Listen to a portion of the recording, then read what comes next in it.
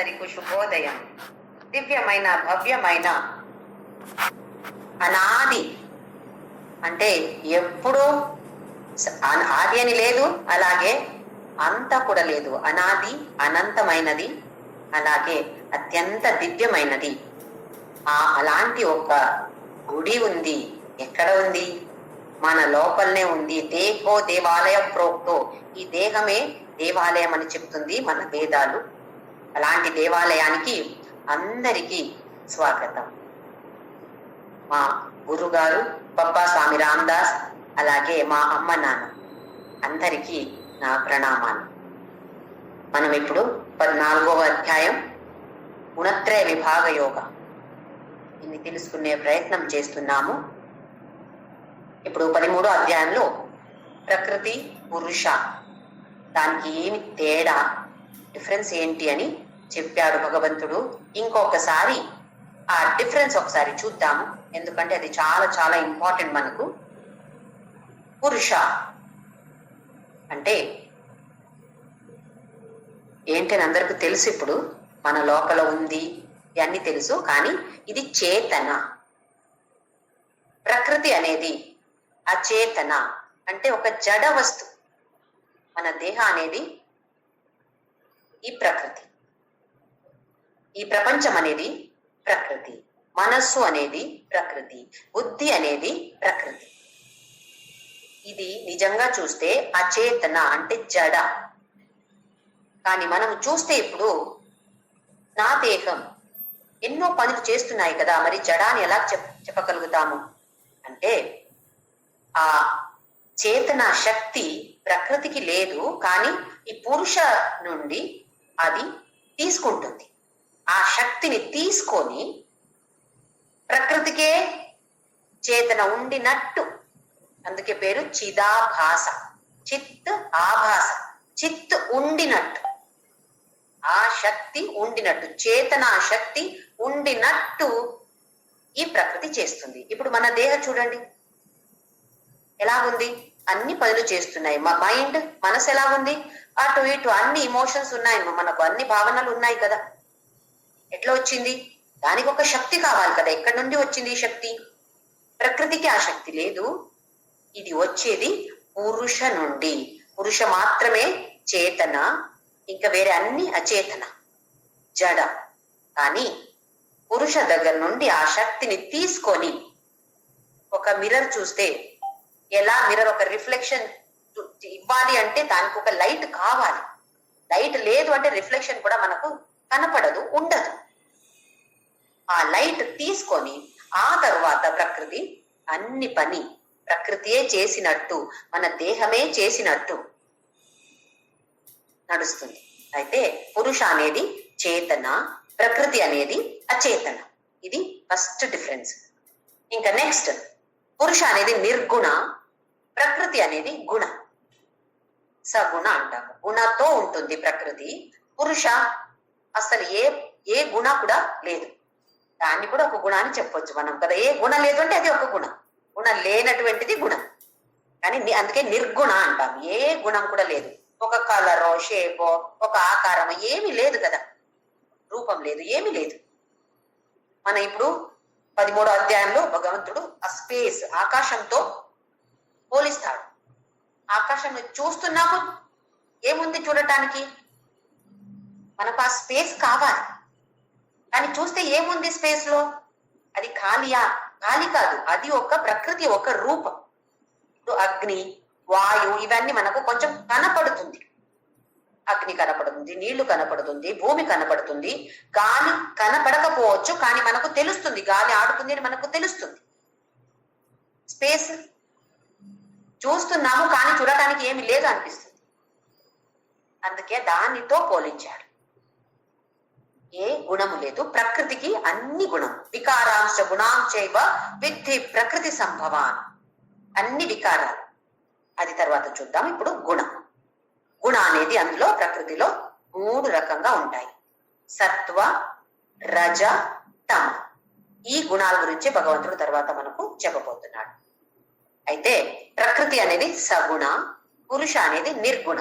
ఇది 2వ డిఫరెన్స్. ఇంకా నెక్స్ట్ 3వ డిఫరెన్స్, పురుష అనేది నిరాకార అంటే నిర్వికార. నిర్వికార వికార అంటే కొన్ని మార్పులు వచ్చేది. ఏ మార్పు ఎప్పుడు రాదు. ఎన్ని సంవత్సరాలు స్టార్ట్ అయింది తెలీదు, ఎందుకంటే ఆదియే లేదు. ఎప్పుడు ఎండ్ అవుతుంది? అంతమే లేదు. ఆది అంత రహిత, అందుకే అనాది అంటాము, అనంత అంటాము. ఆది అంత రెండు కూడా లేనటువంటిది పురుష. ప్రకృతికి కూడా ఆది లేదు, కానీ ఈ స్వరూపంలో వచ్చిన ప్రకృతికి ఆది ఉంది, అంత కూడా ఉంది. అంటే నిర్వికార కాదు, వికార, సవికార. పురుష అనేది నిర్వికార, ప్రకృతి అనేది సవికార. వికారంతోనే ఉంటుంది ప్రకృతి. ఎప్పుడు చూస్తే ఏదో మార్పులు వస్తూ ఉంటాయి. ఒక్క క్షణం ఇప్పుడు ఉండినట్టు నెక్స్ట్ క్షణం మన మనసు ఉండదు, మన బుద్ధి ఉండదు, మన దేహం కూడా ఉండదు. మన లోపల ఆ జీవకోశాలు అంటాం కదా, సెల్స్ ఉన్నాయి, అవి అన్ని మారుతూ ఉంటాయి, చనిపోతూ ఉంటాయి. కానీ కొత్త కొత్త సెల్స్ మళ్ళీ పుట్టుతూ ఉంటాయి. ఒక్క వయస్సు వరకు, ఒక 60 వరకు అనుకోండి. ఆ తర్వాత చనిపోతే కొత్త కొత్త సెల్స్ మళ్ళీ పుట్టవు. అందుకే మనకు బలహీనత వస్తుంది, క్షీణమైపోతున్నాం. మనస్సు క్షీణమైపోతుంది, దేహం కూడా క్షీణమైపోతుంది. అలాగే బుద్ధి కూడా, మన స్మరణ శక్తి అంత క్షీణమైపోతుంది. అంటే ప్రకృతి అనేది సవికార. కానీ ఒక్క విధంగా చూస్తే అది కూడా అనాది, అది కూడా అనంత. ఈ విధంగా ప్రపంచం మనం వింటాం కదా, ప్రళయం అయింది, మళ్ళీ సృష్టి అయింది, ఎన్నో యుగాలు, సత్యయుగ, త్రేతాయుగ, ద్వాపర యుగ, ఇప్పుడు కలియుగ నడుస్తుంది. కొన్ని సంవత్సరాల తర్వాత ఈ కలియుగం కూడా ఎండ్ అయిపోతుంది, అంతమైపోతుంది. మళ్ళీ అప్పుడు ప్రకృతి ఎక్కడ పోతుంది? అయితే మళ్ళీ ఒక బీజ రూపంలో ఉంటుంది, అవ్యక్త, వ్యక్తమై ఉంటుంది ఇప్పుడు, ఆ తర్వాత అవ్యక్తంగా కానీ ఉంటుంది. ఈ రూపం అయితే మారుతుంది, కానీ ఇంకా ఒక బీజ రూపంలో, బీజం అలాగే ఉంటుంది, ఒక గింజ అలాగే ఉంటుంది, కానీ ఆ శక్తి అక్కడే ఉంటుంది. అయితే ప్రకృతి కూడా ఒక్క విధంగా చూస్తే ఆది, ఒక్క విధంగా చూస్తే అనాది, ఒక్క విధంగా చూస్తే అంత ఉంది, ఒక్క విధంగా చూస్తే అంత లేదు, అనంత. కానీ వికారాలైతే డెఫినెట్ గా ఉంటుంది. పురుష అనేది నిర్వికార, ప్రకృతి అనేది సవికార. ఇంకా 4వ డిఫరెన్స్ తేడా అందులో, పురుష అనేది ఇప్పుడు సత్యం. అంటే ఈ సత్య అంటే ఇక్కడ ఎప్పటికీ ఉండదు, శాశ్వతంగా ఉంటుంది. ప్రకృతి అనేది మిథ్య, బ్రహ్మ సత్య, జగన్ మిథ్య అంటాము. జగత్ అంటే ప్రకృతి, మిథ్య అంటే అబద్ధమని కాదు, అశాశ్వత. శాశ్వతంగా ఏది ఉండదో దానికి మనము మిథ్య అంటాం. అయితే పరబ్రహ్మ అనేది ఎప్పుడు ఉంటుంది? ప్రకృతి అనేది, జగత్ అనేది మిథ్య అంటే అశాశ్వతమైనది. ఇలా ఉంటుంది. ఇంకా నెక్స్ట్ క్షణం ఎప్పుడు ప్రళయం వస్తుందో తెలీదు. ఆ తర్వాత ఇంకొక రూపంలో ఉంటుంది, కైనెటిక్ పొటెన్షియల్ ఎనర్జీ అంటాం. కైనెటిక్ కాదు, పొటెన్షియల్ ఎనర్జీ అంటాము. ఆ బీజ రూపంలో ఉంటుంది, మళ్ళీ ఇంకొక విధంగా సృష్టి అవుతుంది. ఇది జగన్ మిథ్య. అయితే మెయిన్ 4 డిఫరెన్స్. పురుష అనేది చేతన, ప్రకృతి అనేది అచేతన. పురుష అనేది నిర్గుణ, ప్రకృతి అనేది సగుణ. పురుష అనేది నిర్వికార, ప్రకృతి అనేది సవికార. ఆ తర్వాత లాస్ట్ ఇప్పుడు పురుష అనేది సత్య, ప్రకృతి అనేది మిథ్య. ఇప్పుడు ఈ అధ్యాయంలో 3, 4 ఈ శ్లోకంలో భగవంతుడు ఏం చెప్పాడు అంటే, అందరూ కూడా ఏమేం చూస్తున్నామో, ఈ ప్రపంచంలో ఏమేం చూస్తున్నామో అన్ని కూడా పురుష ప్రకృతి మిక్స్చర్, రెండు కూడా అందులో ఉన్నాయి. పురుష అనే చేతన ఉంది, ప్రకృతి అనే అచేతన, ఇవి రెండు మిక్స్ అయితేనే ఈ ప్రపంచం సృష్టి అవుతుంది. ఎలా మనము విద్యుత్ శక్తి, పొట్టి విద్యుత్ శక్తి మాత్రమే ఉంటే, మనకు ఏ ఉపకరణాలు లేవు, బల్బ్, లైట్ లేదు, ఫ్యాన్ లేదు, ఏమి అలాంటి ఉపకరణాలు లేవు, గ్యాజెట్స్ లేవు అంటే ఈ విద్యుత్ ఉండి కూడా ఏ లాభం లేదు మనం. అలాగే అన్ని గ్యాజెట్స్ ఉన్నాయి కానీ విద్యుత్ శక్తి లేదు, అవి కూడా మనకు పనికి రాదు. అలాగే పురుష అనేది చేతన, ప్రకృతి అనేది అచేతన, కానీ ప్రకృతి కావాలి, పురుష కావాలి. ఇవి రెండు మిక్స్ అయితే మాత్రమే మనకు ఈ సృష్టి అనేది ఉంటుంది. మనం కూడా అంతే కదా, మిక్స్చర్ ఆఫ్ పురుష ప్రకృతి. అందుకే భగవంతుడు ఏమన్నాడు, అహం యోని మహత్ బ్రహ్మ, నా యోని అది. ఎవరది? మహత్ బ్రహ్మ. బ్రహ్మ అంటే చాలా పెద్దది. బ్రహ్మ అంటే చతుర్ముఖ బ్రహ్మ కాదు, ఇక్కడ పెద్దది గర్భం. ఎవరిది? ప్రకృతి మాయా. నేను గర్భధాన నేను చేస్తాను. అలాగే 4వ శ్లోకంలో అహం బీజ ప్రద పిత, నేనే తండ్రి, బీజ ప్రదాన చేసే తండ్రి నేను. తల్లి ఎవరు? గర్భం ధరించే ప్రకృతి, లేదా దానికి ఇంకొక పేరు మాయ. అయితే మనకు తల్లి తండ్రులు ఎలా ఉన్నారో అలాగే జగతః పితరౌ వందే పార్వతీ పరమేశ్వరౌ. ఈ పార్వతీ పరమేశ్వర అని అంటున్నాము ఎవరికి? పరమేశ్వర అంటే ఇక్కడ పురుష, పార్వతి అంటే ప్రకృతి. అందుకే కదా సౌందర్యలారి శివశక్త్యాయుక్తో అన్నా. ఇద్దరు కావాలి అక్కడ. ఈ ప్రకృతి లేదు అంటే పురుష మాత్రమే పనికి రాదు, పురుష లేదు ప్రకృతి మాత్రమే ఉంటే కూడా మనకు పనికి రాదు. ఇవి రెండు మిక్స్ అయితేనే సృష్టి అనేది ఉంటుంది. మనమందరూ కూడా, మనం మాత్రమే ఎందుకు, ప్రపంచంలో ఏమేం కనపడుతుందో అన్నిట్లో కూడా మనకు పురుష ఉంది, ప్రకృతి కూడా ఉంది. మనమేమనుకుంటున్నాము, మనలో జీవం ఉంది, అయితే మన లోపల మాత్రమే ఆ పురుష ఉంది. ఇంకా వేరే ఏదో ఒక టేబుల్లో చైరో ఏదో కనపడితే అందులో ఎక్కడ ఉంది పురుష, ఎందుకు జీవం లేదు కదా అని అనిపిస్తుంది. కానీ ఇది మనం తెలుసుకోవాలి, అందులో కూడా పురుష ప్రకృతి మిక్స్చర్ గా ఉంది. లేకపోతే ఆ చైర్ అక్కడ రాదు, ఆ వస్తు అక్కడ సృష్టి అవ్వదు. ఎక్కడి నుంచి సృష్టి అయింది? పంచభూతాలు తప్ప ఇంకా వేరేమీ లేదు. పంచభూతాలు ఎక్కడి నుండి వచ్చింది? ప్రకృతి నుండే వచ్చింది. ప్రకృతి ఎక్కడి నుండి ఆ చేతన తీసుకుంటుంది? పురుష దగ్గర ఆ చేతన తీసుకొని ఈ సృష్టి అంత చేసేది ప్రకృతి. ఈ 14వ అధ్యాయంలో ఫస్ట్ 2 శ్లోకాలు భగవంతుడు జ్ఞాన పరం జ్ఞాన అన్నాడు. ఈ జ్ఞానం శ్రేష్టమైన జ్ఞానం. ఇది ఎందుకు కూడా అది కూడా తెలుసుకున్నాము. అలాగే జ్ఞాన ఫల ఏముంది, అది కూడా శ్రేష్టమైనది. ఇంకా వేరేదైనా జ్ఞానం వస్తే కూడా దాని ఫలం మంచిగా ఉండొచ్చు, కానీ శ్రేష్టమని చెప్పలేము. ఎందుకంటే మన బ్రతకడానికి అది కావాలి, అలాంటి జ్ఞానం కావాలి. కానీ మళ్ళీ మళ్ళీ మనము పుట్టి రావాల్సి వస్తుంది. ఇలాంటి జ్ఞానం ఉంటే, ఆత్మ జ్ఞానం ఉంటే మళ్ళీ మనకు జన్మం అనేది లేదు, అయితే మోక్ష దొరికినట్టే. అందుకే ఈ ఫలాన్ని భగవంతుడు శ్రేష్టమైన ఫలం అంటున్నాడు, ఉత్తమం. 3వ 4వ శ్లోకంలో పురుష ప్రకృతి ఎలా సృష్టి జరుగుతుంది అని చెప్పారు. ఆ తరువాత 5వ శ్లోకం నుండి 18 శ్లోకం వరకు ఈ గుణాల గురించి అనాలిసిస్ చేస్తాడు. ఏమేం చెప్పబోతున్నాడు అంటే సత్వ రజ తమ గుణత్రయ విభాగం. దాన్ని 3 గుణాలు ఉన్నాయి. ఎక్కడి నుంచి పుట్టుతుంది? ప్రకృతి. వికారాంశ గుణాంశైవ విద్ధి ప్రకృతి సంభవాన్. ఎక్కడి నుండి సంభవిస్తుంది? ప్రకృతి దగ్గర నుండి సంభవిస్తుంది. ఇవి 3 గుణాలు కూడా. ఈ గుణాలు అంటే ఏంటి? ఆ తర్వాత ఈ గుణాలు, ప్రతి ఒక్క గుణాలు కూడా ఒక బంధనం అనేది ఉంటుంది, బాండేజ్ అని ఉంటుంది. మనం ఇప్పుడు చెప్తే ఒక బంగారం చైన్ ఉండొచ్చు, లేదా వెండి ఉండొచ్చు, లేదా ఐరన్ చైన్ ఉండొచ్చు. ఏదైనా చైన్ ఉంటుంది. చైన్ అంటే మనని కట్టేస్తుంది, అది బంధిస్తుంది. ఆ బంధనం అనేది ఏ గుణం ఉంటే కూడా అది మనకు ఆ బంధనంగా ఉంటుంది. ఎప్పుడు మనకి ఈ బంధనం ఉంటుందో అప్పుడు వరకు మనము మళ్ళీ మళ్ళీ పుట్టాల్సి వచ్చింది. ఈ చక్రం, జన్మ మరణ చక్రం నుండి బయటికి రాలేము. ఎప్పుడు బయటికి రాగలుగుతాము? ఎప్పుడు ఈ గుణాన్ని, అన్ని అతీత దాని కింద పైకి మనము రావాలి. అయితే ఇలాంటి ఏ చైన్ మనకు వద్దు, బంగారం కూడా వద్దు, ఐరన్ కూడా వద్దు, ఏం వద్దు. మనం అది ఎలా చేయాలి దాని గురించి కూడా భగవంతుడు మనకు చెప్పబోతున్నాడు.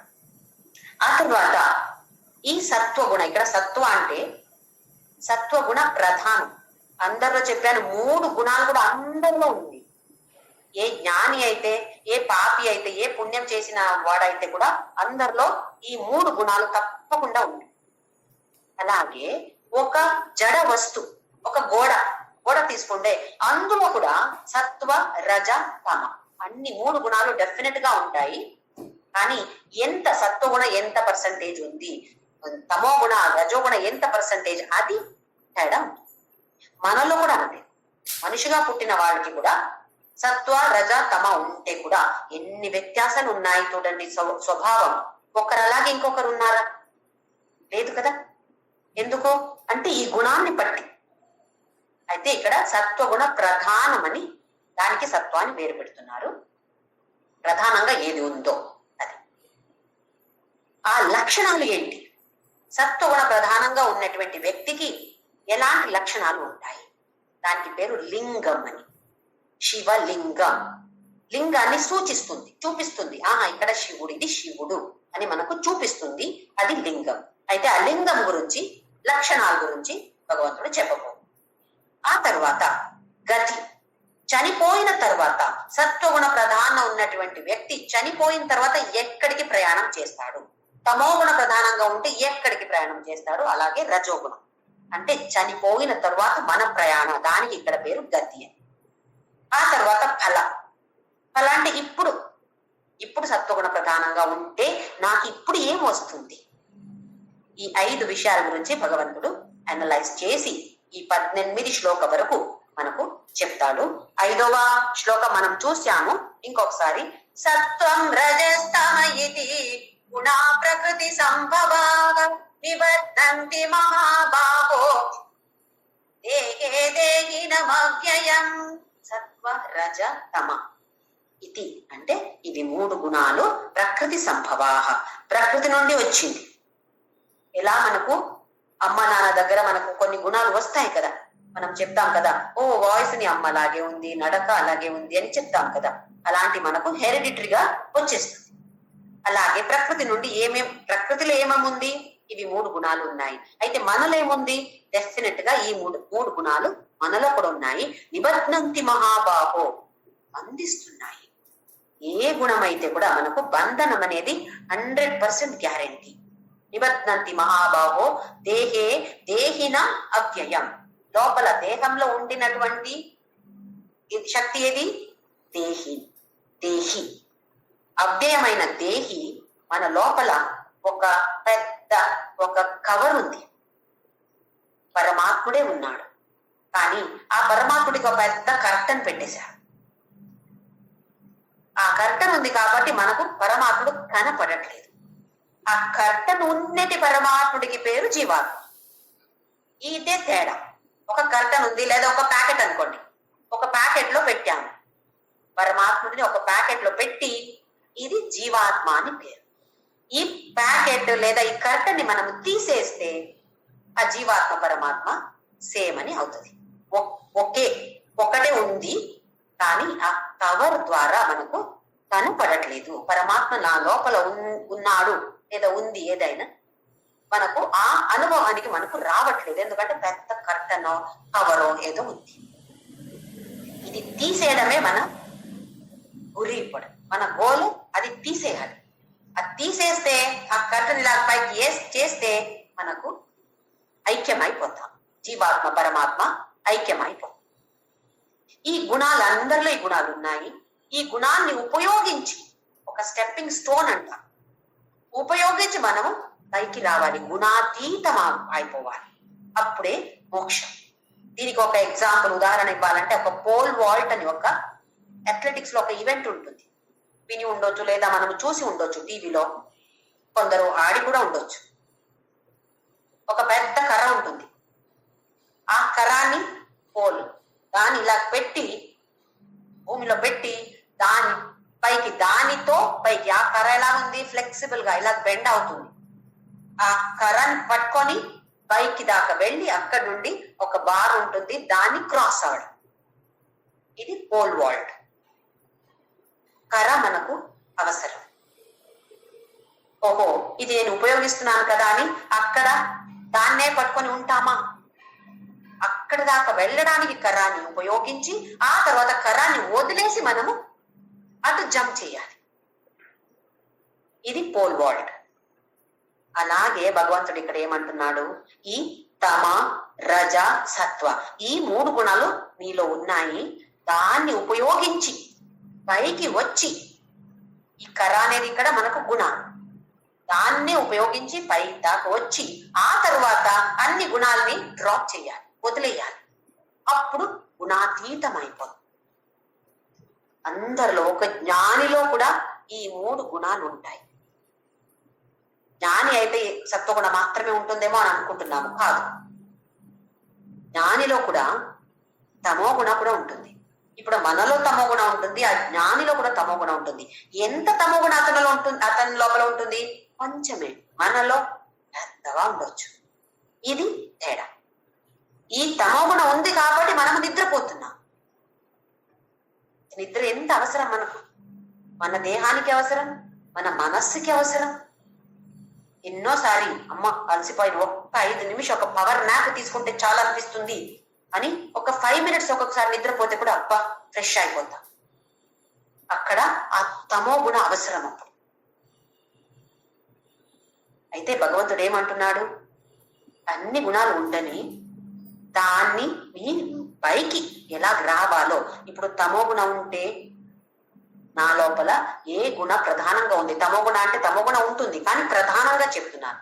ప్రధానంగా తమో గుణం ఉంటే నెక్స్ట్ లెవెల్ది మనకు రజోగుణం, అక్కడికి రావాలి. ఆ తర్వాత సత్వగుణం, ఆ తర్వాత అది కూడా వదిలేసి పైకి రావాలి. ఎలా చెయ్యాలో భగవంతుడు తర్వాత చెప్తాడు, చూద్దాం. ఇప్పుడు నెక్స్ట్ శ్లోక 6వ శ్లోకంలో సత్వగుణం. సత్వగుణ అంటే సత్వగుణ మాత్రమే కాదు, సత్వగుణ ప్రధానమైన అటువంటి వాడు ఎలా ఉంటాడు? తత్ర సత్వం నిర్మలత్వాత్ ప్రకాశకమనామయం సుఖ సంగేన బధ్నాతి జ్ఞాన సంగేన చానఘ. తత్ర సత్వం, సత్వ గురించి. నిర్మలత్వాత్ నిర్మలమైన మనసు అంటే, మల అంటే ఏదో ఒక డర్ట్ ఉండడం కదా. ఏదో ఉంటే అక్కడ చెత్త ఉంటే అది నిర్మలం కాదు.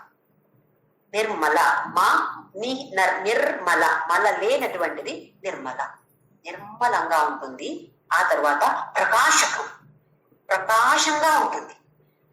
అంటే లోపల నుంచి లైట్ వస్తుందా? కొందరిని చూస్తే మనకు తెలుస్తుంది, లోపల నుంచి లైట్ వచ్చినట్టు ఒక తేజస్సు ఉంటుంది. కొందరు జ్ఞానిని చూడండి, కొందరు స్వామీజీని చూడండి, దగ్గర వెళితే ఏదో ఒక మ్యాగ్నెట్ ఉంది, వాళ్ళు మనల్ని అట్రాక్ట్ చేస్తుంది. చూస్తేనే మనకు అబ్బా ఏదో ప్రశాంతంగా అనిపిస్తుంది.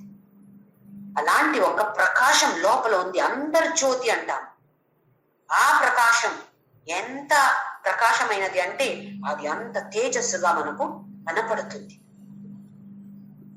లోపల ప్రకాశం వేరు. ఇంకొకటి ప్రకాశం అంటే మనకు ఆలోచన చేయడానికి క్లియర్ గా ఉంది మనసు.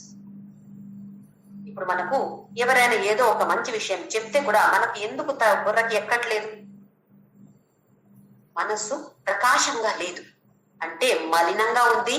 ఏదో చెత్త అవి వాళ్ళ గురించి వీళ్ళ గురించి చెడ్డది అన్ని ఆలోచించి మనస్సు మలినమైనది. అప్పుడు ప్రకాశం ఎక్కడ వస్తుంది?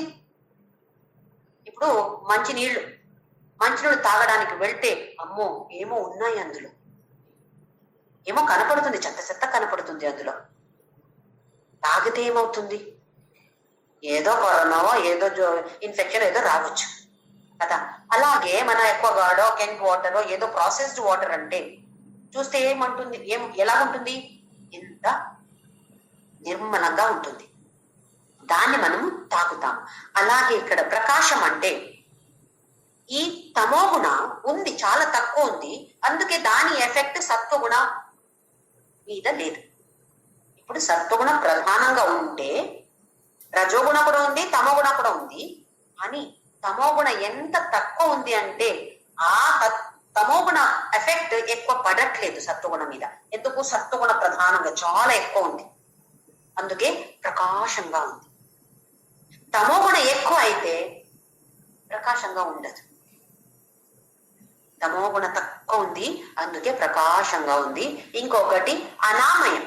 అనామయం అంటే ఒకటి ప్రశాంతంగా ఉండటం. నిర్మలం వేరు, ప్రశాంతంగా ఉండటం. ఇప్పుడు అనామయం అంటే ప్రశాంతంగా ఉండటం. ఇంకొకటి ఆరోగ్యమైన మనసు. అదేంటి ఆరోగ్యమైన మనసు అంటే? మనం చెప్పట్లేదా మెంటల్ హెల్త్? ఎందుకు ఇన్ని మంది సైకియాట్రిస్ట్ బ్రతుకుతున్నారు ఇప్పుడు? డాక్టర్స్ ఎవరిని చూస్తే చూడండి కౌన్సిలింగ్, పిల్లలు చూడండి కౌన్సిలింగ్. ఏ ఏజ్ లో? 7th standard, 8th standard. ఏమి డిప్రెషన్, కౌన్సిలింగ్ తీసుకువెళ్ళాలి. ఇంటర్మీడియట్ అయితే వాళ్ళకి ఇంకా ప్రెషర్ ఎక్కువ, అక్కడ కౌన్సిలింగ్ కావాలి. ఇంకా మ్యారీడ్ పీపుల్ చూడండి, మ్యారీడ్ కపుల్స్, దంపతులు చూడండి, సరిపోవట్లేదు వాళ్ళిద్దరికి, మళ్ళీ వాళ్ళకి కౌన్సిలింగ్. ఏమి టెన్షన్ టెన్షన్ టెన్షన్, అడ్జస్ట్ అయ్యే నేచర్ లేదు. ఎందుకు ఇలాగ అవుతుంది? ఇక్కడ తమోగుణ రజోగుణ ఎక్కువ అవుతుంది. ఇప్పుడు రజోగుణ ఎక్కువ అయితే మనసు ప్రశాంతంగా ఉండదు. మనసు అటు ఇటు తిరుగుతుంది. ఒక్కసారి ఇటు ఒక్కసారి అటు, అంటే డిసిషన్ తీసుకోవడానికి కష్టం అవుతుంది. నిర్ధారం తీసుకోలేం, జడ్జిమెంట్ చేయలేం. తమోగుణ ఎక్కువ అయితే జడ్జిమెంట్ చేయలేము. ఇక్కడ అనామయం. సత్వ ప్రధానమైన వ్యక్తికి మనసు ఎలా ఉంటుంది? నిర్మలంగా ఉంటుంది, ప్రకాశంగా ఉంటుంది, అనామయంగా ఉంటుంది. అంటే ఆరోగ్యమైన మనసు, అలాగే ప్రశాంతంగా ఉంటుంది. ఆరోగ్యం అంటే అక్కడ ప్రశాంతంగా ఉంటుంది. ఇప్పుడు మనకు ఆ మెంటల్ హెల్త్ సరిగా లేదో అప్పుడు ఏమవుతుంది? అటు ఇటు తిరుగుతూ ఉంటుంది మనసు. ఇప్పుడు ఆరోగ్యంగా ఉంటుంది, అంటే ప్రశాంతంగా ఉంటుంది. అప్పుడు ఏమవుతుంది?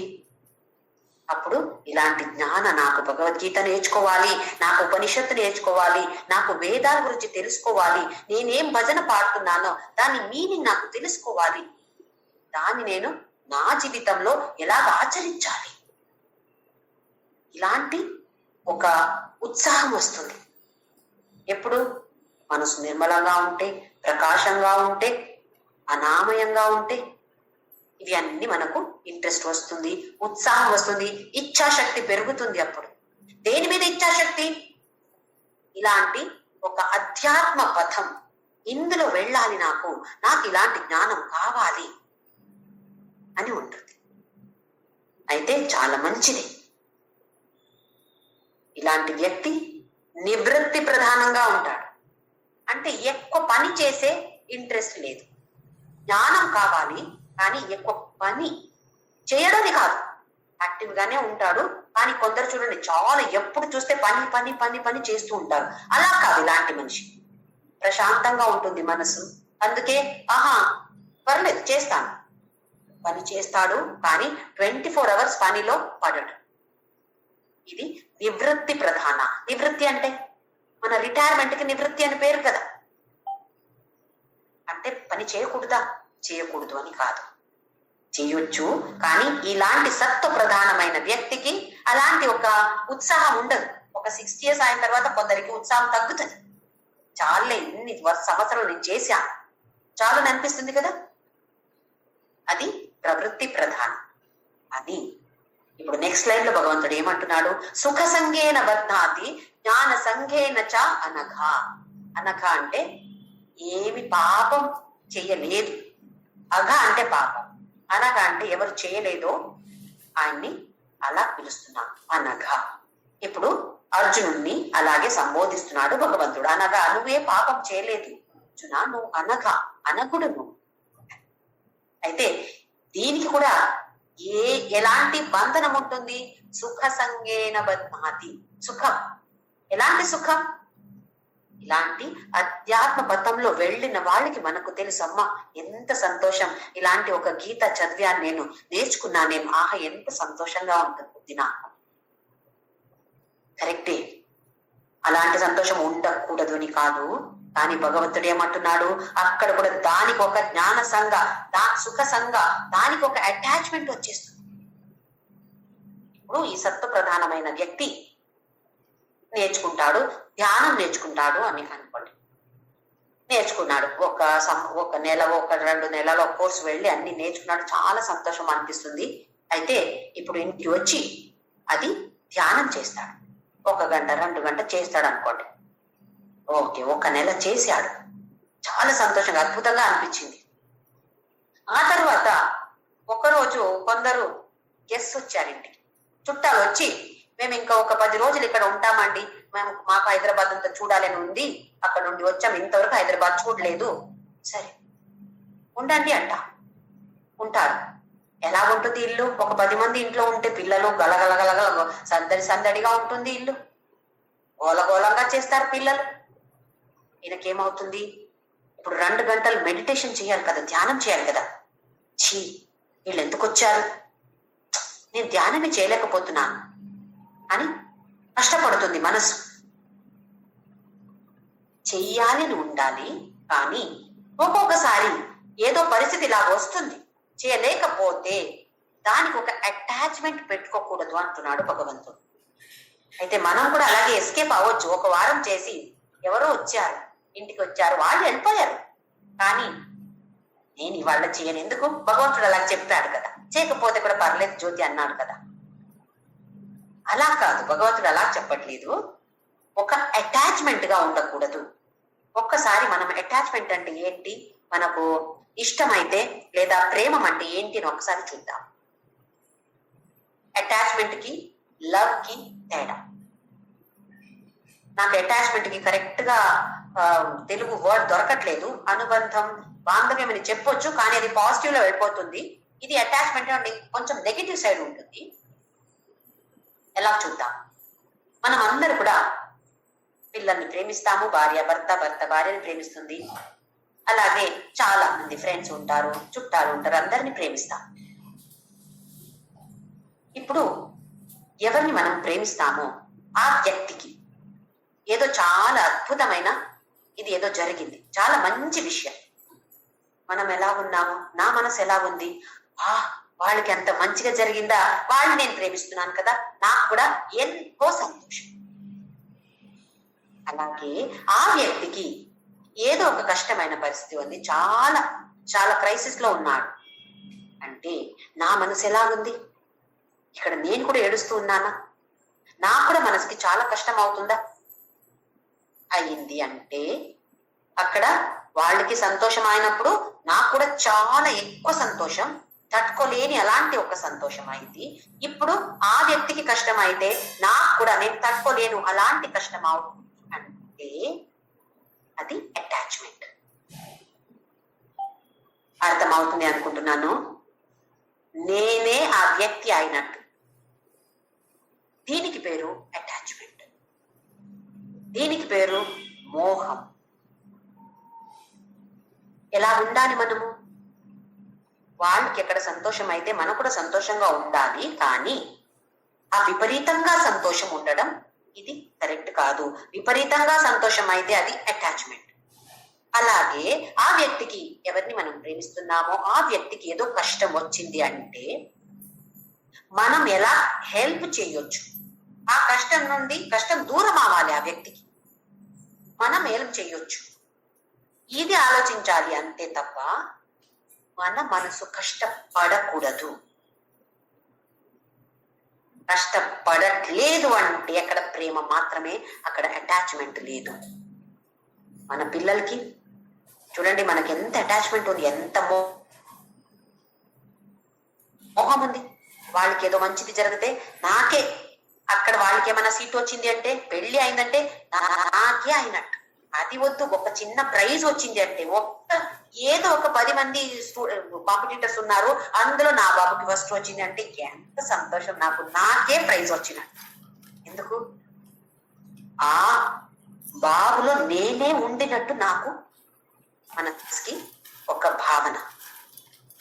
అలాగే ఆ బాబుకి ఏమైనా అయిందంటే, ఒక్క యాక్సిడెంట్ ఏదో అయిందంటే ఎంత కష్టపడుతుంది మనసు. ఎందుకు? నేనే నా పిల్ల అయినట్టు కదా. దీనికి పేరు అటాచ్మెంట్, దీనికి పేరు మోహం. ఇది సంగ, దీనికి పేరు సంగ. అందుకే సత్ సంగ అంటాము. సత్తుతో పెట్టుకో అటాచ్మెంట్. ఏది సత్ అంటే ఎప్పుడు శాశ్వతంగా ఏం ఉంటుందో దానికి పేరు సత్, వేరే అన్ని అసత్. ఏదది? ఆ పరబ్రహ్మ మాత్రమే. బ్రహ్మం ఒక్కటే, ఇంకా వేరేమి లేదు. అందుకే సత్సంగ అంటున్నా. అయితే ఇక్కడ భగవంతుడు ఏమంటున్నాడు? సుఖ సంగేన బధ్నాతి. ఇక్కడ కూడా బంధనం అనేది ఉంది. దేనితో? ఆ సుఖం, అలాంటి సుఖంతో. నిశ్శబ్దంగా ఉండడం చాలా ఇష్టం. అలాంటి సత్వ ప్రధానమైన వ్యక్తికి నిశ్శబ్దంగా ఉంటే చాలా సంతోషం. సైలెన్స్ అంటే చాలా ఇష్టం. కానీ ఇంట్లో 24 గంటలు నిశ్శబ్దంగా ఉండగలుగుతారా? భార్య లేదా పిల్లలు లేదా భర్త ఎవరు అక్కడ అరుస్తూ ఉంటారు. అప్పుడు ఏమవుతుంది? కోపం వస్తుంది. నిశ్శబ్దంగా ఉండండి, ఎందుకు ఇలా గోలగోల చేస్తున్నారు? నాకు నిశ్శబ్దం అంటే ఇష్టమని అందరికి ఇష్టమా? అంటే ఆ నిశ్శబ్దం, దానికి కూడా అటాచ్మెంట్ రాకూడదు. అలాగే జ్ఞాన సంగేన, కరెక్టే, నాకు ఇంకా జ్ఞానం కావాలి, ఇంకా తెలుసుకోవాలి, చాలా మంచిదే. ఎలాంటి జ్ఞానం? లోక జ్ఞానం ఇంకా ఎంత తీసుకుంటే కూడా మళ్ళీ పుట్టాల్సిందే. ఈ జన్మ మరణ చక్రంలో మనం పడ్డాము. దాని నుంచి బయటకు రావాలంటే ఇది ఒక్క జ్ఞానం మాత్రం. ఆ జ్ఞానం పొందాలని ఉండాలి, కానీ దానికి కూడా అటాచ్మెంట్ ఉండకూడదు. సుఖ సంగేన బధ్నాతి జ్ఞాన సంగేన చ అనఘ. నిశ్శబ్దంగా ఉండటం, మనము ఒక్కరే ఉండటం. అరతిర్జన సంసది అన్నాడు ఒక శ్లోకంలో భగవంతుడు 13వ అధ్యాయంలో. వెళ్ళు, అన్ని పెళ్లియో పార్టీయో వెళ్ళు, పర్లేదు, కానీ కొంచెంసేపైనా ఇంట్లో ఒక్కరే ఉండడానికి నేర్చుకోవాలి. ముసలి వాళ్ళని అడగండి, ఎంత కష్టపడుతున్నారు. ఎందుకు? ఒక్కరే ఉండి అలవాట్లేదు, లోన్లీనెస్ ఫీల్ అవుతారు. నేను ఏకాంగి అంటాం కదా, ఇంకా నాకెవ్వరు లేరు, నాకు కరెక్ట్ గా వినపడడం లేదు, అందుకే నాకెవరు ఏం చెప్పట్లేదు, నేనంటే ఎవరికి ఇష్టం లేదు. ఇలాంటి అన్ని భావనలు, అలాంటి నెగటివ్ ఎమోషన్స్ అప్పుడు వస్తున్నాయి. ఎందుకు? ప్రాక్టీస్ చేయలేదు. కొందరికి చూడండి, ఇంట్లో ఎవరు లేకపోతే ఒక్కరే ఉండలేరు, భయం. ఎలా ఉంటాను? అయితే ఏం చేస్తారు? ఆ టీవీ ఆన్ చేసి పెడతారు, ఏదో సౌండ్ రావాలి. సౌండ్ ఉంటే ఎవరో ఉండినట్టు, అలాగే నిద్ర కూడా పోతారు కావాలంటే. ఎందుకు? ఒక్కరే ఉండడం అలవాటు లేదు. ఇది అలవాటు చేసుకోవాలి, మనం అందరూ కూడా చేసుకోవాలి. ఎందుకంటే ఆ తర్వాత మన బ్రతుకులు ఎలా వస్తుందో తెలీదు. మనం ఒక్కరే ఉండాల్సి వస్తే కూడా దానికి కూడా రెడీగా ఉండాలి. ఇప్పుడు నిశ్శబ్దం దాని గురించి చెప్తే, ఒక్క ఉదాహరణ చెప్పాలంటే, ఇప్పుడు గణేష ఫెస్టివల్ చేస్తున్నాం కదా, పండుగ. అప్పుడు ఏం చేస్తారు? పెద్ద పెద్ద గణేష విగ్రహాలు, ఒక్కొక్క రోడ్డుకి ఒక్కొక్క గణేష విగ్రహాలు ఉంటాయి. ఎంత పెద్దది, ఎవరేం ఖర్చు పెట్టారు, ఎలాంటి ప్రసాదాలు ఇస్తున్నారు, అన్ని దీంట్లో కాంపిటీషన్. మనం ఒక్క విధంగా చూస్తే రిలీజియస్, ధార్మికంగా చూస్తే అది కరెక్ట్. ఎందుకంటే అలాంటి పండుగలు మనం సెలబ్రేట్ చేయకపోతే మన నెక్స్ట్ జనరేషన్ కి ఏమీ తెలియదు. ఇప్పుడు ఇదైనా తెలుస్తుంది వాళ్ళకి. కానీ మనము ఆధ్యాత్మికంగా చూస్తే ఏమవుతుంది? ఆ గణేష ఫెస్టివల్ ఏం చేస్తారు? ఎలాంటి సినిమా పాటలు, మంచి పాటలు అయితే పర్లేదు, సినిమా పాటలు కూడా మంచి ఉంటాయి, కొన్ని అసహ్యంగా ఉంటాయి. అది వింటున్నాము, అక్కడ అలా వెళ్ళి ఒక్క విధంగా అసహ్యంగా డాన్స్ చేయకూడదని కాదు, అసహ్యంగా ఎలా మనకు తెలుసు కదా ఎలా చేస్తున్నారు. అయితే ఇలాంటి సత్వ ప్రధానమైన వ్యక్తికి అది చూస్తే ఏమవుతుంది? ఇదేంటి ఇలా చేస్తున్నారు అని మనసు కష్టపడుతుంది. అంటే ఇలాగే ఉండాలి అని దానితో ఒక అటాచ్మెంట్ పడింది. అది కూడా ఉండకూడదు, ఇది కూడా ఒక బంధనం అంటున్నాడు. సుఖ సంగేన బధ్నాతి జ్ఞాన సంగేన.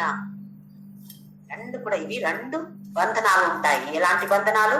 ఇలాంటి ఒక సుఖ, అలాగే జ్ఞాన సంగ. దీన్ని ఫస్ట్ కావాలి. ఆ తర్వాత ఒక్క లెవెల్కి వచ్చిన తర్వాత అది కూడా వదిలేసి పైకి రావాలి. ఇప్పుడు పోల్ వాల్ట్ అన్నాను కదా, దాన్ని పైకి వచ్చిన తర్వాత కర్ర వదిలేసి జంప్ చేయాలి. అయితే అలాంటి లెవెల్కి రావాలి. ఇలాంటి వ్యక్తికి ఇంకొకసారి చూద్దాము. నిర్మలంగా ఉంటాడు, ప్రకాశమైన మనస్సు ఉంటుంది, అలాగే మనసు ప్రశాంతంగా ఉంటుంది. ఈ వృత్తి ప్రధానం, ఎక్కువ యాక్టివిటీ చేయడు. అలాగే ఈ జ్ఞానతో అటాచ్మెంట్ ఉంది, ఇలాంటి సుఖంతో అటాచ్మెంట్ ఉంటుంది, ఇలాంటి సంసారంలో బ్రతుకుతూ ఉంటాడు. సత్వ ప్రధానం చాలా మంచిదే, మనమందరూ దాన్ని ఇప్పుడు గోల్ గా పెట్టుకోవాలి. నాలో ఏ గుణ ఎక్కువ ఉంది, ఇప్పుడు వేరే వేరే గుణాల గురించి చదివితే మనకు తెలుస్తుంది ఏ గుణం ఉంది, ఇలాంటి వాడు ఎలా ఉంటాడు. అయితే మనల్ని మనము అనలైజ్ చేసుకోవాలి. మనం ఏమనుకుంటాం, ఎప్పుడు కూడా ఏమన్నా తెలిస్తే ఆహా ఇది వాళ్ళల్లో ఉంది, వీళ్ళ మనకు అవసరం లేదు. ఇప్పుడు నేను ఎలా ఉన్నాను, నా లోపల ఎలా ఉంది, ఎలాంటి గుణాలు నాలో ఉన్నాయి, తమో గుణం ఎక్కువ ఉంటే నేను ఎలా నెక్స్ట్ గుణానికి వెళ్ళాలి, ఇది మనం తెలుసుకోవాలి. ఇప్పుడు నెక్స్ట్ శ్లోకంలో రజోగుణ గురించి చెప్తున్నాడు. రజో రంగం విద్ధి కృష్ణా సంగ సముద్భవం తన్నిబధ్నాతి కౌంతేయ కర్మ సంగేన దేహినం.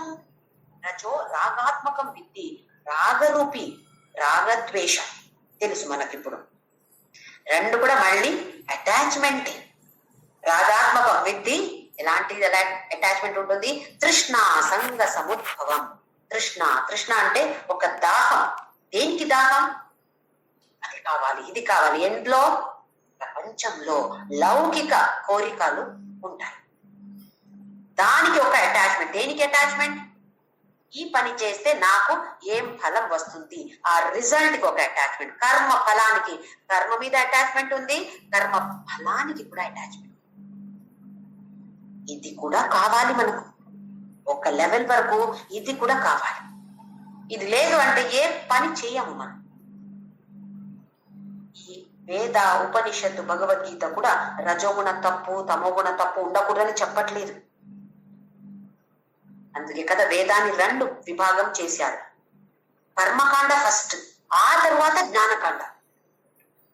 ఏముంది కర్మకాండంలో, ఈ పూజ చేస్తే నీకేం వస్తుంది, ఈ హోమం చేస్తే నీకేం వస్తుంది, ఈ యజ్ఞ చేస్తే నీకేం ఫలం వస్తుంది. పుత్ర కామేష్టి యాగ ఏమొస్తుంది, పెద్ద యాగ.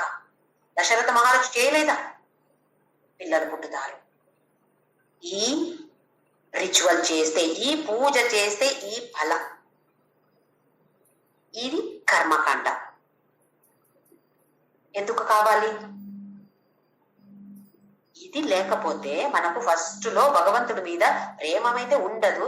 ఎందుకు పూజ చేయాలి, అప్పుడు ఎవరో చెప్తారు, చూడు ఇలాంటి కష్టం వచ్చింది కదా నీకు, ఇది స్తోత్రం చెప్పు, ఈ పూజ చెయ్యి, నీకు ఇలాగ అవుతుంది. అవునా, అయితే నేను చేస్తాను అని ఆ పూజ ఏదో ఒక యాక్టివిటీ అనుకోండి, అది చేయడం మొదలు పెడతాడు. అప్పుడు అలాంటి రిజల్ట్ వస్తే ఆహా వాళ్ళు చెప్పింది కరెక్టే, నేను ఇంకా నెక్స్ట్ ఇంకేముంది చూస్తాను. అప్పుడు మనకు ఉత్సాహం పెరుగుతుంది కదా. ఆహా ఇంకొకటి, ఈ స్తోత్రమా, ఈ పూజవా, ఇది చెయ్యాలా, ఇలా వ్రత చెయ్యాలా, ఓహో నేను చేస్తా. ఫస్ట్ లో ఇలాంటివి స్టార్ట్ అవుతాయి. దీనికి ఏం పేరు, సకామ కర్మ. నాకు ఇలాంటివి రావాలి, ఇలాంటి వల్ల నాకు రావాలి. సెల్ఫిష్ గా స్వార్థతతో చేయడం పర్లేదు, వేద తప్పు ఇది చేయొద్దు అని చెప్పట్లేదు. సరే చేయనివ్వండి, అలాంటి వాళ్ళని చేయనివ్వండి. ఆ తరువాత ఆ వ్యక్తికి కొంచెమే ఏదో సంతోషం ఉంది, కానీ ఇంకా తృప్తి అని అనిపించట్లేదు, నాకు వేరే ఏదో ఉండాలి అనిపిస్తుంది. అప్పుడు తెలుస్తుంది, నిస్వార్థంగా చేస్తే ఆహా తృప్తి అనేది వస్తుంది. నా డబ్బు వేరే వాళ్ళకి కూడా నేను కొంచెమైనా పంచుతాను, అప్పుడు నా సంతోషం పెంచగలుగుతాను, నేను పెరుగుతుంది అని అనుకుంటాడు. అలాంటి ఒక ఎక్స్పీరియన్స్ అవుతుంది కదా. అప్పుడు నిస్వార్థ కర్మ దీనికి వస్తాడు.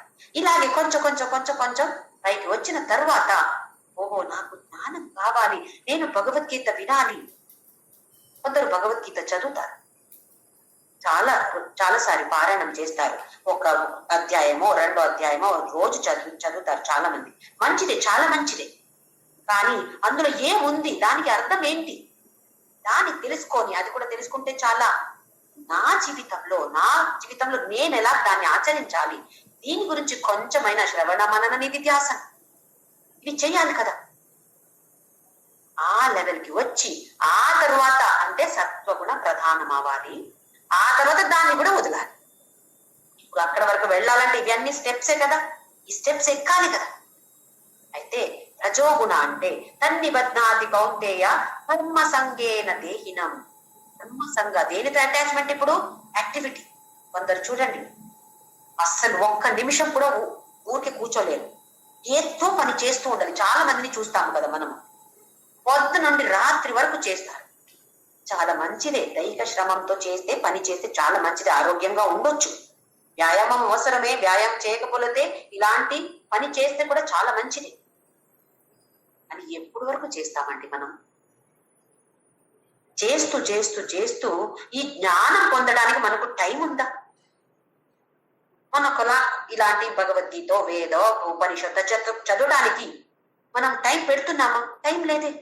పొద్దు నుండి రాత్రి వరకు పని పని పని పని.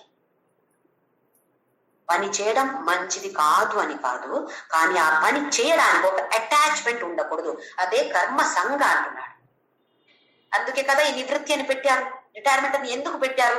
చాలా నాన్న, ఇంతవరకు చేసావు నువ్వు, ఇంకా కొంచెం ఇటు సైడ్ చూడు. ఇంతవరకు లోకంలో బతికావు, లోక వ్యవహారంలో పడ్డావు, ఇంకా కొంచెమైనా ఏంటి, నేను దేనికి వచ్చాను, నా గోల్ ఏంటి, ఏ పర్పస్ తో నేను పుట్టి వచ్చాను, ఇంకా ఎక్కడికి నేను వెళ్తున్నాను, ఇక్కడి నుండి ఎక్కడికో వెళ్ళాలి కదా, చనిపోయిన తర్వాత ఎక్కడికి నేను వెళ్తాను, దీని గురించి కొంచెం తెలుసుకో. అందుకే కదా 60 years 58 కో ఒక రిటైర్మెంట్ ఏజ్ పెట్టారు, వానప్రస్థాశ్రమం. అంటే అన్ని వదిలి అడవికి వెళ్ళాలి అని కాదు, ఆ అటాచ్మెంట్ తగ్గించాలి. నాకు ఒక స్వామీజీ అలాగే చెప్పారు. మనవడో ఎవరో ఫస్ట్ ఎవరు గ్రాండ్ చైల్డ్ పుట్టుతారో ఆ రోజు నుండి నీ వానప్రస్థాశ్రమం స్టార్ట్ అవ్వాలి అని నాకు వార్నింగ్ ఇచ్చారు. అటాచ్మెంట్ అప్పుడు తగ్గించకపోతే మనకు తెలుసు ఎలా ఉంటుంది. మన గ్రాండ్ చిల్డ్రన్ ఉంటున్నప్పుడు ఇంకా ఎక్కువ అటాచ్మెంట్ వస్తుంది. అది ఆ రోజు నుంచే స్టార్ట్ చేయాలి. అలాగే ఒక్క ఏజ్ వచ్చిన తర్వాత పని చేయకూడదు అని కాదు, పని చేద్దాం, కానీ దానితో కొంచెమైన సమయం మనము దీనికి పెట్టి ఏమి నేను చదవాలి, ఏమి తెలుసుకోవాలి, ఏ జ్ఞానం నాకు రావాలి, నేను ఎక్కడ ఉన్నాను, నాలో సత్వగుణ ప్రధానంగా ఉందా, రజోగుణ ప్రధానంగా ఉందా, తమోగుణ ప్రధానంగా ఉందా తెలుసుకోవాలి కదా. తెలుసుకుంటే కదా మనం డెవలప్ అయ్యేది, ఇంప్రూవ్ అయ్యేది. ఏమీ తెలియకపోతే అంట్లు తోమడము, వంట చేయడం ఇది మాత్రమే చేస్తే తప్పు అని కాదు, కానీ ఈ జన్మ మరణ చక్రం నుండి బయటకి రావాలి అని తెలీదు, బయటకి రావచ్చు అని కూడా తెలీదు. అలా తెలుసుకోవాలి, పని చేద్దాం, దానితో కొంచెం సేపు దీనికి పెట్టి నేను చదువుతాను, నేను తెలుసుకుంటాను, నేను ఆచరిస్తాను, ఇలాంటి ఒక నిర్ధారం మనకు ఉండాలి. స్వామి వివేకానంద ఏం చెప్పారంటే, భారతదేశంలో ఎక్కువ మందికి రజోగుణం కావాలి అన్నారు. అది పని చేస్తే కదా మన దేశం ముందుకు వచ్చేది. అందరూ నేను మెడిటేషన్ చేస్తాను, లేదా తమో గుణం ఎక్కువైతే నిద్ర ఆలస్యంగా ఉంటారంట, నిద్రపోతూ ఉంటామంటే ఎలా నడుస్తుంది? కావాలి, రజోగుణం ఉండే వాళ్ళు కూడా కావాలి అని స్వామి వివేకానంద చెప్పారు. మన ఎకనామికలీ మనము ఇంప్రూవ్ అవ్వాలి, ఫైనాన్షియల్ మనకు ఇంప్రూవ్ అవ్వాలంటే రజోగుణం ఉండాల్సిందే, లేకపోతే ఏ పని చేయం. కానీ పని చేయకూడదని వేద చెప్పట్లేదు, ఉపనిషత్తు చెప్పట్లేదు, మన భగవద్గీత చెప్పట్లేదు. అటాచ్మెంట్ పెట్టుకోకూడదు. నేను ఈ పని రోజు చేస్తాను, సరే ఇవాళ చేయలేకపోయాను, అయ్యో చేయలేదు, అలా అవ్వకూడదు. ఎంత అంటే గుడికి వెళ్తున్నాను, రోజు గుడికి వెళ్తున్నాను, ఈ రోజు ఎవరో వచ్చారు వెళ్ళలేకపోయాను, మనస్సు చాలా కష్టంగా బాధగా ఉంది, నాకు వెళ్ళలేదు కదా ఇవాళ, అలా అవ్వకూడదు. విష్ణు సహస్రం రోజు చదువుతాను, రోజు చెప్తాను, రోజు పాడతాను, మంచిది, చాలా మంచిది. ఒక్క రోజు ఏదో పరిస్థితి వచ్చింది పాడలేకపోయానంటే అయ్యో అలా అవ్వకూడదు. చెప్తే సంతోషం, చెప్పకపోతే కూడా నాలోనే ఉన్నాడు కదా శ్రీమన్ మహావిష్ణు. ఒక్క ఊరికి దండం పెడతాను, నాన్న ఇవాళ చేయలేకపోయాను నాన్న, చాలు, సంతోషంగా ఉండొచ్చు కదా, అది మన చేతిలో ఉంది. అయితే రజోగుణ ప్రధానమైన వ్యక్తి ప్రవృత్తి ప్రధాన, కర్మ ఎప్పుడు చూస్తే యాక్టివ్ గా ఉంటాడు. ఒక్క ధ్యానానికి కూర్చుంటే ఒక 2 నిమిషాలు ధ్యానం చేస్తాడు, ఓ ఇక్కడ ఈ పని ఉంది కదా, అయ్యయ్యో ఇది చేయలేదు నేను అని లేచి ఆ పనికి వెళ్ళిపోతాడు. ఆ పని తీరిన తర్వాత మళ్ళీ ధ్యానం ఇంకొకటి చేస్తాడు. అని కూర్చుంటాడు. మళ్ళీ ఇంకొక పని గుర్తు వస్తుంది, కూర్చోలేడు. ఎందుకు? రజోగుణం ఎక్కువగా ఉంది. చెయ్యాలి, పని చెయ్యాలి, పని చెయ్యాలి. ఇలా చేసి చేసి చేసి ఆ కర్మానికి ఒక అటాచ్మెంట్, కర్మ సంజ్ఞాన, ఇది ఒక బంధనం అంటున్నాడు భగవంతుడు. నెక్స్ట్ శ్లోక తమోగుణ గురించి చెప్తున్నాడు. తమస్త్వజ్ఞానజం విద్ధి మోహనం సర్వదేహినా ప్రమాదాలస్య నిద్రాభిః తన్నిబధ్నాతి భారత. తమః తు అజ్ఞానజం విద్ధి. అజ్ఞానం, తమోగుణం ఉంటే అజ్ఞానమే, ఏ జ్ఞానం లేదు. మోహనం సర్వదేహినం, అందరి లోపల ఉంది, తమోగుణం ఉంది. ఏం చేస్తుంది? మోహనం. ఈ మోహ అనేది ఎక్కడి నుండి వస్తుంది? తమోగుణ ప్రధానమైతే అందరితో, అన్ని విషయంతో మనకు అటాచ్మెంట్. ప్రమాదాలస్య నిద్రాభిః, ఇలాంటి బంధనం. ప్రమాద అంటే ఇక్కడ ఒకటి అజ్ఞానం, ఇంకొకటి ఏ పని చేస్తే కూడా మిస్టేక్ గా చేయడం, తప్పు చేయడం, ఇంకా స్మరణ శక్తి లేనటువంటి, మర్చిపోవడం. ఏమి చెప్తే కూడా అలాంటి వాడు మర్చిపోతాడు. ఇంకా బాధ్యత రహితమైనది, ఏ బాధ్యత రెస్పాన్సిబిలిటీ తీసుకోడు, ఇర్రెస్పాన్సిబుల్ గా ఉంటాడు, కేర్లెస్ గా ఉంటాడు. ఏ పని చేస్తే కూడా అందులో తప్పులే, చెయ్యడు. చేపిస్తే మనము అందులో కూడా తప్పులే. ప్రమాద, ఆలస్యం, అది మనకు తెలుసు. సోమారితనం, ఏం చెప్తే అయ్యో పర్లేదండి, అది చేయట్లేదండి, ఎందుకు? సోమారితనం. ఇంకా నిద్ర, ఎప్పుడు చూస్తే నిద్రపోవడం. అయితే నిద్రపోవడం తప్పు కాదు, దానికి కూడా ఒక అటాచ్మెంట్. ఎంతసేపు నిద్రపోతామండి మనం? ఒక్కొక్క దేహానికి ఒక 8 hours 7 hours 8 hours ఉండొచ్చు, కొందరికి ఇంకా తక్కువ ఉండొచ్చు, కొందరికి కొంచెం ఎక్కువ ఉండొచ్చు. అని చూస్తే పొద్దు నుంచి మధ్యాహ్నం వరకు నిద్రపోతాడు, ఆ తర్వాత మళ్ళీ రాత్రి 8 గంటలకి నిద్రపోతాడు. ఇది తమో గుణ ఎక్కువ అయితే ఇలాంటిది వస్తున్నాయి. అలాంటి వ్యక్తికి మనసు ఎలాగుంటుంది? నిర్మలంగా ఉంటుందా? మలంగా ఉంటుంది. ప్రకాశం అంటే ఒక్క డిసిషన్, ఒక్క నిర్ధారం తీసుకోలేడు, జడ్జిమెంట్ చేయలేడు. దేనికి ఎంత ఇంపార్టెన్స్ ఇవ్వాలి? డబ్బుకి ఎక్కువ ఇంపార్టెన్స్ ఇవ్వాలా, హెల్త్ కి ఇంపార్టెన్స్ ఇవ్వాలా, లేదా ఇలాంటి జ్ఞానానికి ఇంపార్టెన్స్ ఇవ్వాలా? దేని గురించి ఐడియా లేదు. ఎవరో వండి పెడతారు, అక్కడ తిని పడుకోవడం, అంతే. ఏ పని చేసే ఇచ్ఛాశక్తి లేదు, జ్ఞాన శక్తి లేదు. ఇవి రెండు లేదు అంటే క్రియాశక్తి 0 అయి. అయితే ఈ తమోగుణ అనేది ఉండాలి, ఎందుకంటే అందరూ నిద్రపోవాలి. కానీ ఎక్కువ తమోగుణ అయితే ఏమవుతుంది అని భగవంతుడు ఇక్కడ చెప్పండి. సత్వగుణ గురించి చెప్తే సత్వ ప్రధానమైనది, అలాగే రజోగుణ ప్రధానమైన వ్యక్తి. ఇప్పుడు తమోగుణ ప్రధానమైన వ్యక్తి ఎలా ఉంటాడు? ప్రమాదాలస్య నిద్రాభిః తన్నిబధ్నాతి భారత. ఇవి అన్ని అటాచ్మెంట్ అతనికి. దేనితో అటాచ్మెంట్? కేర్లెస్ గా ఉండటం, రెస్పాన్సిబుల్ గా ఇర్రెస్పాన్సిబుల్ గా ఉండటం, ఇంకా జ్ఞానం అనేది ఒకటి ఉంది, నాకు ఇలా ఉంది అని అసలు ఐడియా లేదు. భగవద్గీత, అదేంటి భగవద్గీత, ఇప్పుడు కాదండి చదవడం, అప్పుడు రిటైర్ అయిన తర్వాత చదువుతాను నేను. చాలా మంది ఇలాగ అంటారు కదా, ఇప్పుడు ఎందుకంటే మీకు చిన్న వయసు కదా, ఇప్పుడు ఎందుకు ఇవి అన్ని? చిన్న వయసులోనే రావాలి, ఆ తర్వాత వస్తుంది అవి అన్ని. వస్తే కూడా ఎంత రావచ్చు? అయితే జడ్జిమెంట్ చేసే అలాంటి శక్తి లేదు. ప్రయారిటీ, దేనికి ప్రయారిటీ ఇవ్వాలి, దానికి కూడా ఆ శక్తి లేదు. ఇలాంటి ఏమి శక్తి లేనటువంటి వాడు తమోగుణ ఎక్కువ ఉంటుంది. మన అనాలిసిస్ మనం చేసుకోవాలి, నాలో ఏ గుణ ప్రధానంగా ఉంది. మనం అనుకుంటాము నేను చాలా సాత్వికంగా తింటాను, చాలా స్పైసీ ఫుడ్ అని నేను తిన్నాను, అయితే నేను సాత్విక ఫుడ్ తింటాను, నా మనసు చాలా సాత్వికంగా ఉంది, సత్వగుణ ప్రధానం అనుకుంటా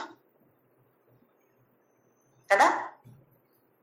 అయితే ఏముంది నా లోపల, ఏ గుణ ఉంది, ఎక్కువ ఉంది. ఒక్కొక్క రోజు ఒక గుణ ఎక్కువ అయిపోతుంది. సత్వగుణ ప్రధానమైన వ్యక్తిలో కూడా ఒక్కరోజు తమో గుణ ఎక్కువ అవుతుంది. ఈ రోజు నాకు ఏమి చేసే బుద్ధి కావట్లేదండి, ఆ పని చెయ్యాలి కానీ ఇవాళ వద్దు, రేపు చేస్తాను, నాకు చేసే బుద్ధి కావట్లేదు ఇవాళ. ఎందుకు? తమో గుణ అప్పుడు ఎక్కువ అయింది. ఇది మనం తెలుసుకోవాలి. నాలో ఏ గుణం ఎక్కువ మాయిపోతుంది. నెక్స్ట్ శ్లోక. ఇవి అన్ని ఒకే శ్లోకంలో ఇవి అన్ని పెట్టేశాడు. సత్వం సుఖే సంజయతి రజ కర్మణి భారత జ్ఞానమావృత్య తు తమః ప్రమాదే సంజయత్యుత. సత్వం సుఖే సంజయతి. దేనితో అటాచ్మెంట్ వస్తుంది? బంధనం దేనితో? సుఖంతో. ఎవరికి? సత్వగుణ ప్రధానమైన అటువంటి వ్యక్తికి సుఖంతో బంధనం. అలాగే రజోగుణ ఎక్కువైతే ప్రధానమైతే కర్మతో, పని చేసే దానితో. అలాగే జ్ఞానమావృత్యతు తమః ప్రమాదే. తమోగుణ ఎక్కువైతే ఈ ప్రమాద అంటే చాలా చెప్పాను కదా, ఇవి అన్ని వస్తాయి. జ్ఞానం ఆవృత్య, జ్ఞానాన్ని కవర్ చేసి. ఎక్కడ ఉంది జ్ఞానం? పరమాత్మ అనేది, ఈ పురుష అనేది మన లోపల ఉంది కదా. అయితే పరమాత్మ అనేది జ్ఞానం. ఆ జ్ఞానం లోపల ఉంది, కానీ ఆవృత్య కవర్ అయింది. మనం ఇప్పుడు సూర్యుడికి ఆ మేఘం కవర్ అయితే ఏమవుతుంది? కనిపిస్తున్నాడా? కనపడడు, చీకటిగా ఉంటుంది మనకప్పుడు. అలాగే ఇక్కడ లోపల ఉన్నాడు పరమాత్ముడు, కానీ ఒక పెద్ద కవర్ ఉంది. జ్ఞానం ఆవృత్య. జ్ఞానం ఉంది, కానీ మన పనికి రావట్లేదు. ఎందుకంటే పెద్దగా కవర్ అయిపోయింది. జ్ఞానం ఆవృత్య తమః ప్రమాదే సంజయతి. ప్రమాద అంటే ఇవన్నీ చెప్పాను. దానితో బంధనం ఉంది. అందరికీ బంధనం అనేది అందరికీ ఉంది. తమోగుణ ప్రధానమైతే ఒక బంధనం, రజోగుణ అయితే ఇంకొక బంధనం, సత్వగుణ ప్రధానమైన ఇంకొక బంధనం. అంటే మనకు స్వాతంత్రం లేదు. మనం కట్టేది మనము బయటికి రావాలి. మోక్ష కావాలి, ముక్తి ఏ బంధం ఉండకూడదు. అలా బయటికి రాే గుణం ప్రధానంగా ఉంది. ఇప్పుడు అరుస్తున్నాను వేరే ఉంది ప్రధానమై. నాకు పని చెయ్యాలి చెయ్యాలి చెయ్యాలి అనే ఆస్తి ఉంది. నాకు తెలిసిన వాళ్ళు చాలా మంది ఉన్నారు. ఇంత వయసు అయితే కూడా ఇంకా పొద్దు నుండి రాత్రి దాకా వంట చేయడం, వాళ్ళకి చేసి పెట్టడం మలసిపోతున్నారు. చేయకూడదని కాదు, కానీ ఎంతవరకు చేయగలుగుతాం మనం? దానికి ఒక లిమిట్ ఉంది, దానికి ఒక లైన్ డ్రా చేసుకోవాలి. మనమే ఇన్ని సంవత్సరం చేశాను, ఇంకే హెల్ప్ అది చెయ్య, వాళ్ళని ఎందుకు తీసుకురావాలి? ఇదే కదా మనం చెయ్యాలి. వాళ్ళకి కూడా ఉండాలి కదా. వాళ్ళకు ఉండాలంటే మనం ఇవ్వాలి. వాళ్ళకి అవకాశమే మనం ఇవ్వకపోతే వాళ్ళు ఏం చేస్తారు? లేదు నాన్న నేనే చేస్తానంటే సరే చేయమంటారు. వాళ్ళకి కూడా తెలియాలి కదా. ఎందుకు? ఎన్ని రోజులు మనం ఉంటాము, ఆ తర్వాత వాళ్ళు మేనేజ్ చేసుకోవాలి కదా. ఎలా చేస్తారు? ఇంకా కొందరు ఉన్నారు, అమ్మో ఇప్పుడు నేనే హెల్ప్ చేస్తున్నాను, నేను చనిపోయిన తర్వాత వాళ్ళకి ఎవరు హెల్ప్ చేస్తారండి? ఇలా కూడా ఆలోచన, ఇలా కూడా మనసుకి కష్టం. ఇంకా వచ్చింది ఆ పరిస్థితి, రాలేదు కదా, ఎందుకు ఇప్పుడు అంత ఆలోచన? వాళ్ళు మేనేజ్ చేస్తారు, ఇంకా మంచిగా బ్రతుకుతారు వాళ్ళు. మనం ఉంటే కష్టమేమో వాళ్ళకి. అని మనం ఎలా అనుకుంటున్నాము? అమ్మో నేను చనిపోయిన తర్వాత వాళ్ళు ఎంత కష్టపడతారో ఏమో. ఎప్పుడు నడిచే ఒక ఘటనకి ఎంత ఇప్పుడు నుండి చాలా కష్టం. ఇవన్నీ మనం తెలుసుకోవాలి. మన అనాలిసిస్ మనమే చేసుకోవాలి. వేరే వాళ్ళ అనాలిసిస్ మనం ఎవ్వరు చేసే అవసరం లేదు. మన అనాలిసిస్ చేసుకొని నాలో ఏ గుణం ప్రధానంగా ఉంది, ఇది తమోగుణ ప్రధానమైతే ఇది కాదు, నేను రజోగుణానికి వెళ్ళాలి, రజోగుణం నుండి తర్వాత సత్వగుణానికి వెళ్ళాలి. కర్మకాండ ఆ తర్వాతనే జ్ఞానకాండ వస్తుంది. ఉపనిషత్తు వచ్చేది వేదాంత, ఎండ్లో వచ్చేది ఉపనిషత్తు. ఫస్ట్ లో వచ్చేది కర్మకాండ. ఫస్ట్ కర్మం చేసి మనస్సుని ప్యూరిఫై చేసి నిర్మలంగా ప్రకాశంగా మనసు అయినప్పుడు సత్వ ప్రధానం అయిపోతుంది. ఆ తర్వాత దాన్ని కూడా అక్కడ వదిలేసి మనము ఎలాగ అటు సైడ్ జంప్ చెయ్యాలి అని భగవంతుడు మనకు అద్భుతంగా వర్ణన చేస్తాడు. ఆ తర్వాత నెక్స్ట్ క్లాస్ లో అవి అన్ని చూసుకొని చూద్దాం ఎలా పోల్వాడ్ మనం యూజ్ చేసుకుంటున్నామో, చెయ్యగలుగుతాము. అవి అన్ని చెయ్యాలంటే మనకు నామస్మరణ ఎప్పుడు కూడా అవసరమే. ఓం శ్రీరామ్ జయ రామ్ జయ జయ.